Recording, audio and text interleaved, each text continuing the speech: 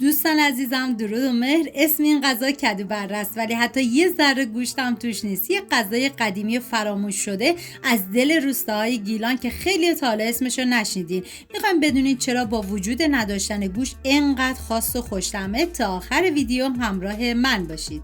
نیاز به 2 عدد سیب زمینی داریم که به صورت نگینی ریز میکنیم و بعد من سیب زمینی ها رو داخل سرخ‌کن بدون روغن ریختم و مقداری نمک بهش میزنم و میذارم به مدت 20 دقیقه تا کاملا سرخ بشه. شما میتونید داخل تابه روغن بریزید و بعد از اینکه داغ شد سیب زمینی ها رو بهش اضافه کنید. سرخ که شد از روغن جدا کنید. و نیاز به 4 عدد کدو سبز داریم که من سر و ته کدو سبز رو میزنم و با پوست به صورت حلقه‌ای برش میزنم. و اینکه این غذا برای 4 نفر در نظر گرفته شده که شما بر اساس تعداد نفراتون میتونید مواد رو کم و زیاد کنید. و اینکه من اندازه های دقیق تک تک مواد رو داخل دیسکریپشن نوشتم.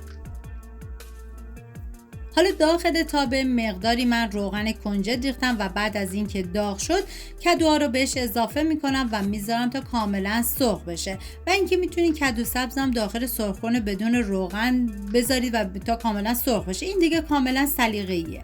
و نیاز به 3 عدد پیاز داریم که من به صورت نگینی کاملا ریز میکنم و بهتون پیشنهاد میکنم دست به کار بشین و این خوراک گیلانی فوق العاده خوشمزه درست کنید که مطمئنم عاشقش میشین. و بعد از اینکه دیگه کدوها سرخ شدن من از روغن جدا میکنم و روی دستمال میذارم تا همون مقدار اندک روغنش هم تا کاملا گرفته بشه. و داخل تابه دیگه مقداری کره حیوانی میریزم و بعد از اینکه داغ شد پیازهایی که ریز کرده بودم و بهش اضافه میکنم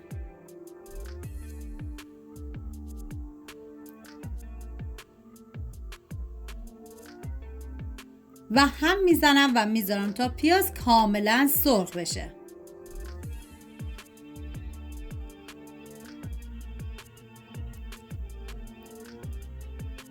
حالا توی این فاصله تا پیاز سرخ میشه میریم سراغ گوجه فرنگی که من از 2 تا گوجه فرنگی استفاده کردم و باید حتما پوستش رو بگیرید و به صورت نگینی ریز کنید. و به نظر من این یکی از لذیذترین و خوشمزه ترین غذاهای اصیل و سنتی ایرانی هستش که فوق العاده بود، هم طعمش هم عطر و بوی این غذا.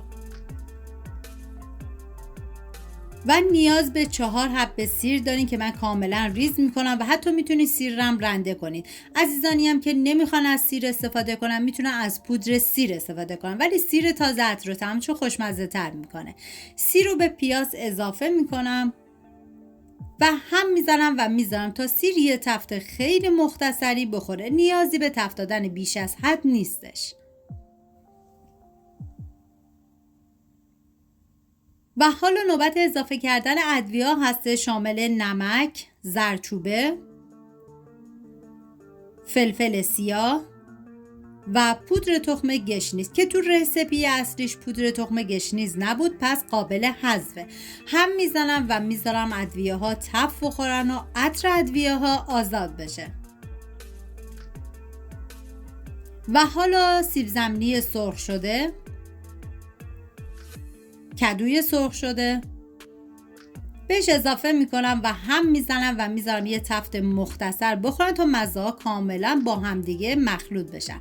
و حالا گوجه فرنگی که ریز کرده بودیم و به این مواد اضافه میکنم و هم میزنم تا کاملا با هم دیگه مخلوط بشن و میذارم به مدت 5 دقیقه آب گوجه فرنگی کاملا گرفته بشه و بعد از اون سرخ بشه.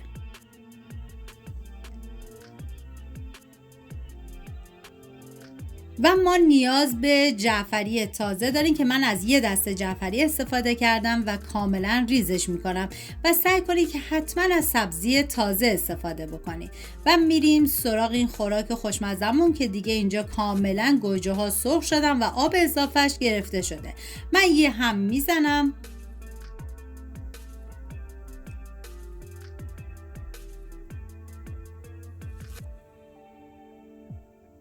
و حالا جعفری خورد شده رو بهش اضافه میکنم و به مدت 10 الی 15 ثانیه میذارم یه تفت خیلی مختصری بخوره.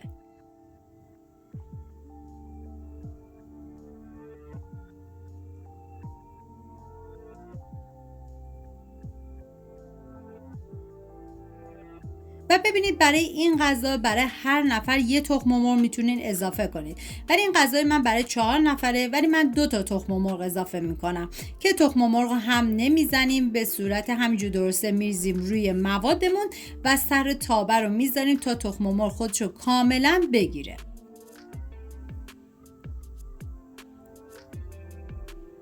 دیدین چطور یه غذای ساده و بدون گوشت میتونه این همه عطر و طعم با خودش بیاره؟ اگه تا حالا کدو بره نخورده بودین وقتشو خودتون درست کنین. یادتون نره لایک و سابسکرایب کنید و حتما برام بنویسید تو شهر شما از این غذای فراموش شده دارین یا نه. تا ویدیوی بعدی نوستالژی خوشمزه بعدی، بدرود.